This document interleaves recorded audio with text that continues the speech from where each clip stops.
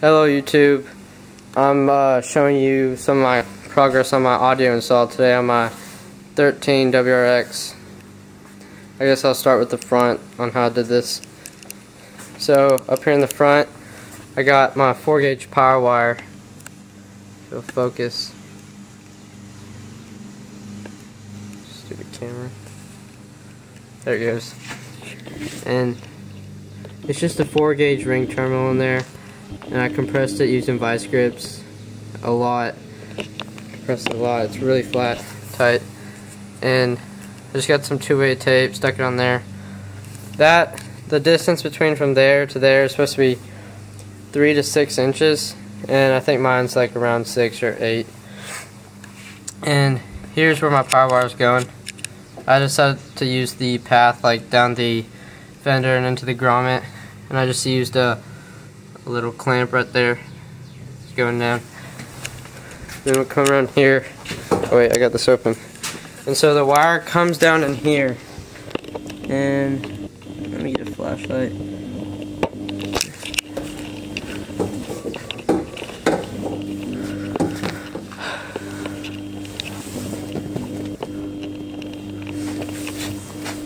Where that flashlight went.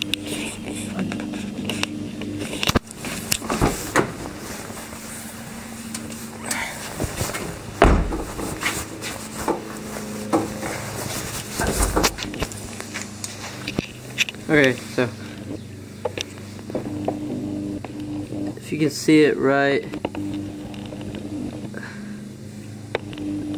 there, that's where the power wire is going through, and it just comes from up there where I showed you. And this camera, and that right there where I'm pointing the flashlight is the power wire. And to get that in there, it was a real pain in the butt. You just poke a bunch of holes with the screwdriver through there and tape a hanger to the front of the wire and just go around on the inside and just pull it through.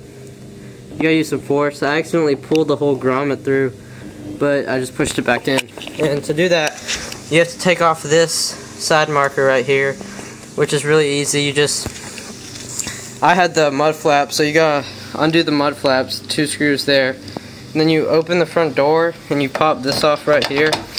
And then that'll just come right off with some force. And then to get up in here, there's a few clips that you just gotta undo. It's pretty easy.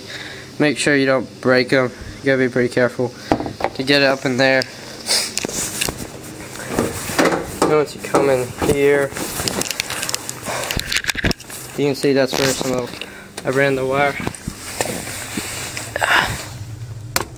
Oh shoot. It'll focus.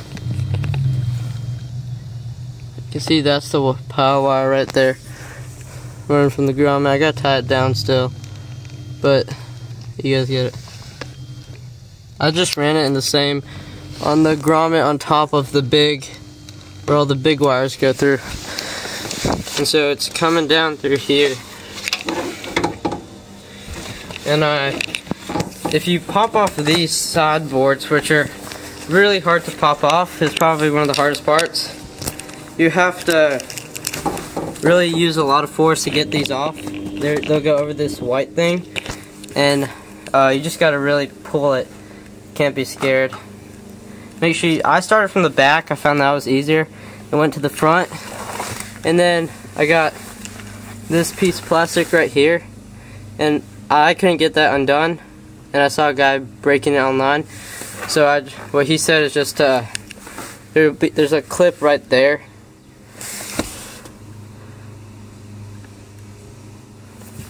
Camera is being retarded. There's a clip right there, and maybe one more. I just spun it around up in here, and then so you take the wire and you fish it down through these. There's like little hooks right here that the existing wires are going through. And to get to this, this white thing will be like popped in, and you just gotta pull it out, probably from the middle, and pull your sides out. It was kind of hard to pull out the first time, but it's going through there. And then you have to take off this A-pillar thing, the piece that's on there. That was a pain in the butt. What you gotta do is you undo the screw that's up. Undo the screw that's right there. This camera's really sucking it up today. Doesn't want to focus.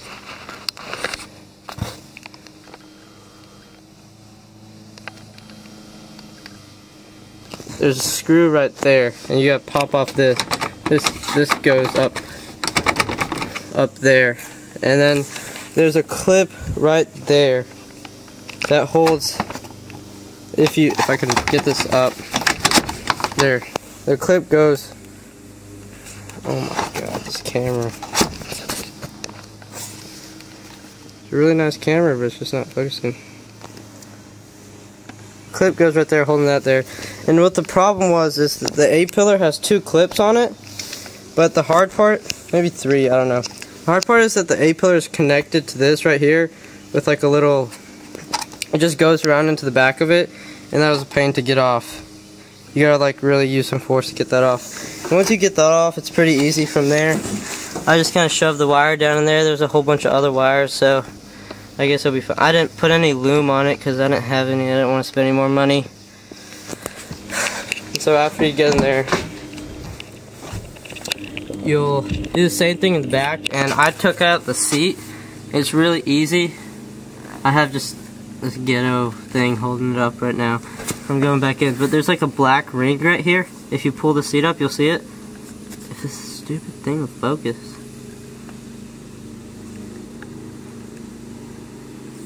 There's a black ring in there. You just pull it, and the seat will pop right out. And I just pulled up the seat and put something under it. And then this was probably sideboard right here was probably the hardest one to pull out of all of them.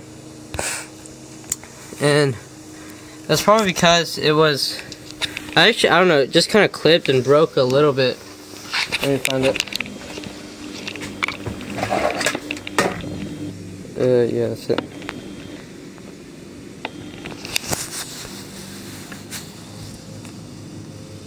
I think it's still fine, but it just broke a little bit. I don't really think that did anything to it. Oh my God, this thing sucks. Whatever. There's like a little circle part on it that just helps keep it there. It's not a clip. And part of it broke off, if you can see. But once you get that off, there's another clip holding that that sideboard, and it's under the seat right up in there. Let me get my flashlight.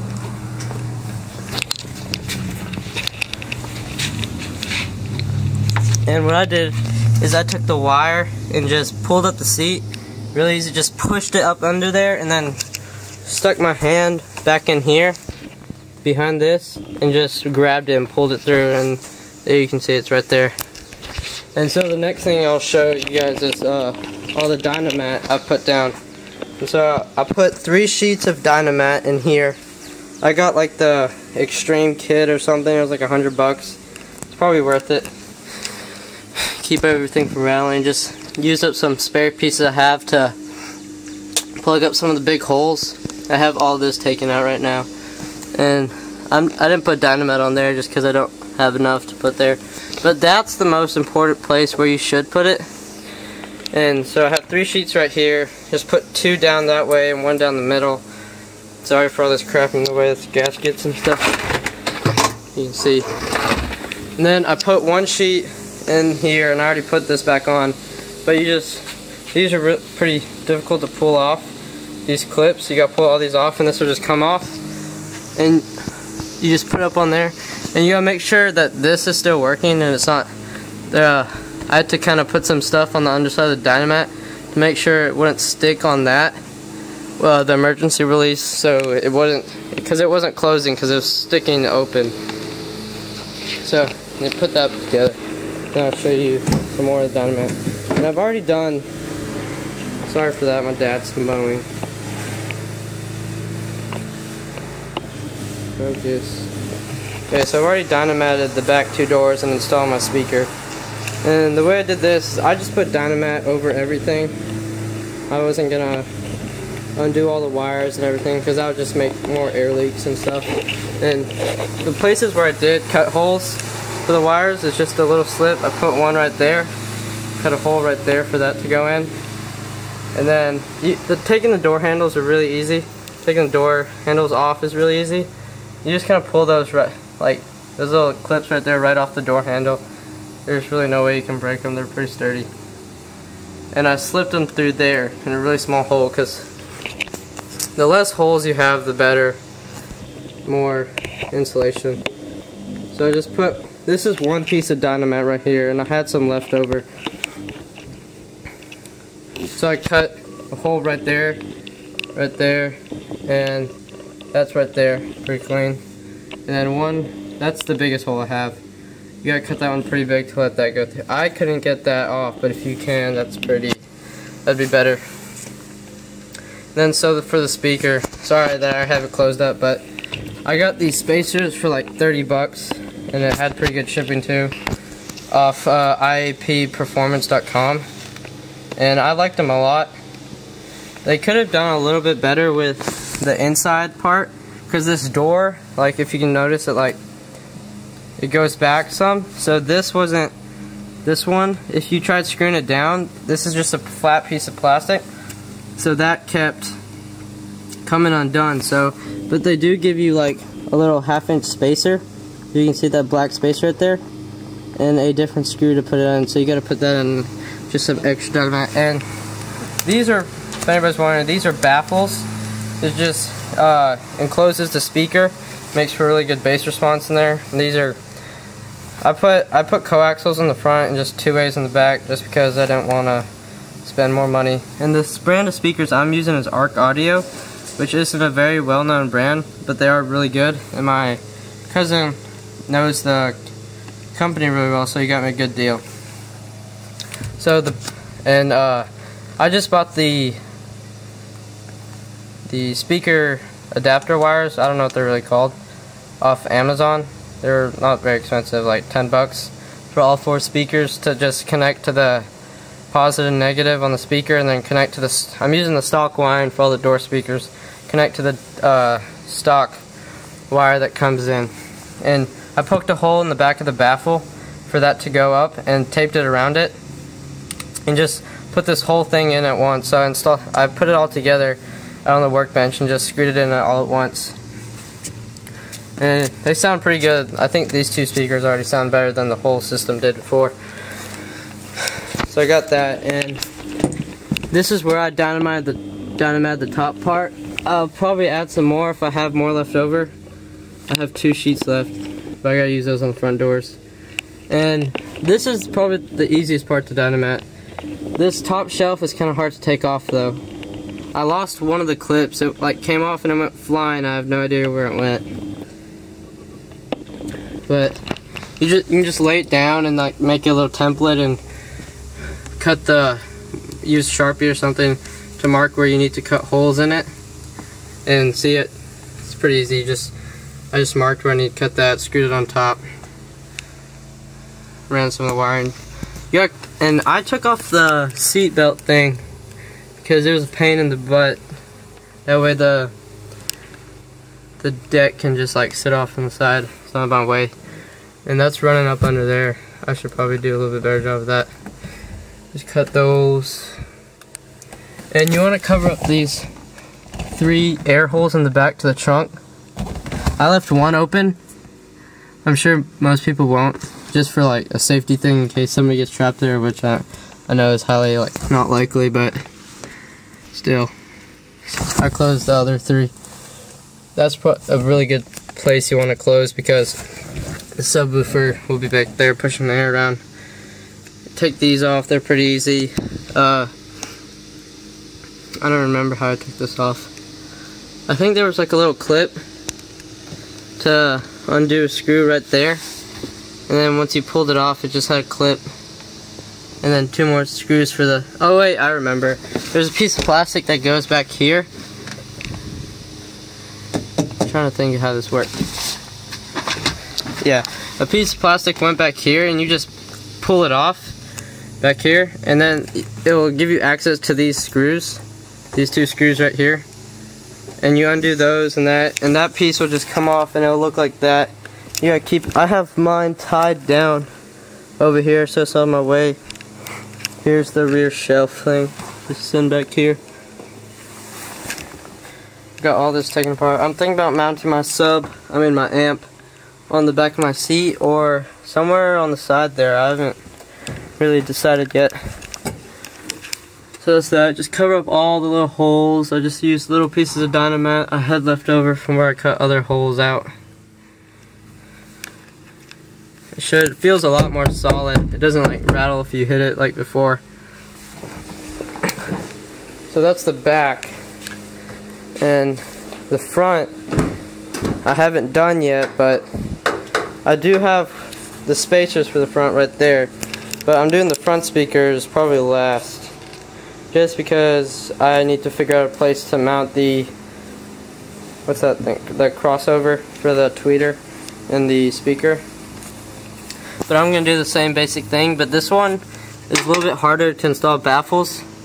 I'm just going to let the window hit the baffle. It's just a piece of foam. I don't really care. But the window is really close in the front, so you have to get spacers for the front. The back, you could probably get away with no spacers, because the window doesn't really touch it. And I still got the stock head unit.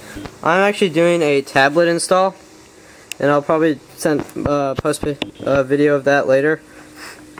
But the stock head unit, and if anybody wants to buy this, it's for sale. I have the piece around it sent to my cousin. He's edging it out for a Nexus 7 tablet. And this is going to be the first car, the first Subaru at least that I know of, and I've looked around, with completely wireless tablet install, wireless charging, and wireless audio. But it's not Bluetooth audio, which is really bad quality. It's HD audio by HD audio extractor. That's going to be in the glove box. And it's going to be pretty freaking awesome. I think it's going to be probably the first Subaru like in the world with this, because my cousin developed it actually. That's that. And I think that's about everything. Yep, pretty much. Okay, so except so I'm gonna put my amp back here. Oh, sorry for the mower. I have like a 870 or 80 watt 5-channel amp. It's pushing like 450 RMS to the sub and 400 to 120 to all 4 speakers, and then 400 to the sub. That's what it was, RMS. And so what I'm gonna do is, you want to run the power wire and the RCAs and the harness on different sides of the car, or you can run one down the middle on the sides. They just don't need to be right beside each other, because that will create a lot of noise, white noise. And so I'm just gonna run the wire exactly like how I did the front. I mean the power wire, except I'm just gonna go on this side, which is gonna be a pain in the butt because I really don't want to undo all this. But and I think there's a grommet. Well, I don't have to go into the engine bay, but if you're doing it on this side, there's a grommet behind the turbo, and you can do it. But I don't know how that would work. I know a few people do it like that. Let me get this flashlight.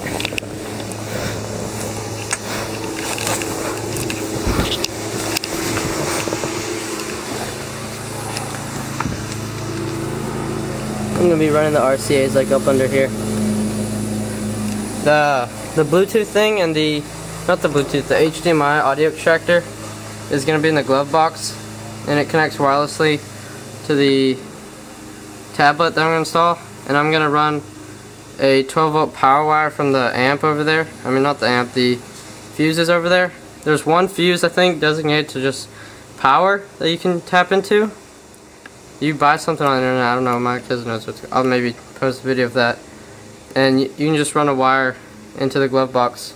Probably just run like a 12-gauge wire into the glove box from our power source. Tablet install. And I'm going to be using one sheet of Dynamat on this. This is probably going to be harder to get all the holes. But yeah, that's about it. That's my progress on my audio thing.